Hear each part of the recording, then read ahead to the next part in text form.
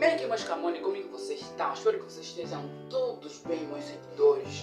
Você que não me segue, se inscreva já no meu canal. Hoje estou aqui para mais uma aula de língua nhaneca. Eu nunca mais dei aula nenhuma aqui no YouTube. Então, durante esse tempo todo, muita gente começou a pedir, você faz esse tipo de conteúdos em dialeto, né? Então, também nos ensina só um pouco.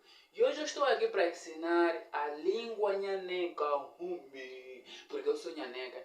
E para eu falar uma coisa, eu comecei a falar a língua portuguesa em 2017 e até hoje eu falo, não falo assim tão bem, né? Mas enfim, já falo, já consigo comunicar assim normalmente, né? Hoje vou estar aqui para ensinar nhaneca, viram, né?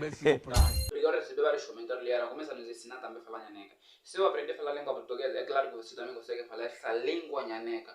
E estamos aqui hoje, vamos falar de pronomes pessoais. Você que está aí do outro lado, se inscreva no meu canal do YouTube, né? Deixa o teu like, se puder compartilha. E se gostar desse vídeo, comenta o mesmo gostando para mim, trazer mais conteúdos como esses. Porque eu recebo vários comentários assim, como sei, vários comentários mesmo.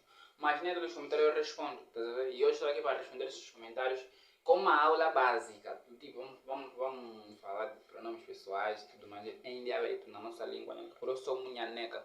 E para eu falar que eu comecei a falar a língua portuguesa em 2017, que significa em 2015, 16, 14, eu não falava a língua portuguesa. Falava mesmo nhaneca, falava porque eu sou muela.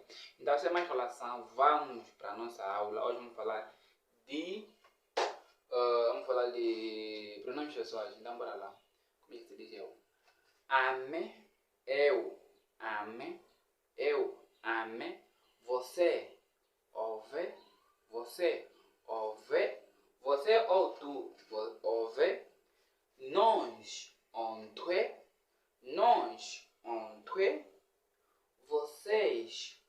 Onwe, vocês. Onwe, vocês. Onwe. Enfim, obrigado. Na pandula. Se vocês gostaram desse vídeo, se inscreva no canal. Vou trazer mais conteúdos como esses. E se o meu português está errado, admita, eu não falo português, não sei falar bem a língua portuguesa.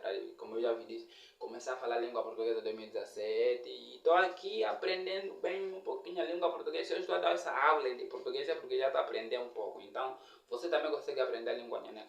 Se inscreva no meu canal se você gosta da cultura nhaneca. Amanhã eu vos explico mais que tipo de conteúdo. Eu apenas sou humorista, sou um comediante. Beijo.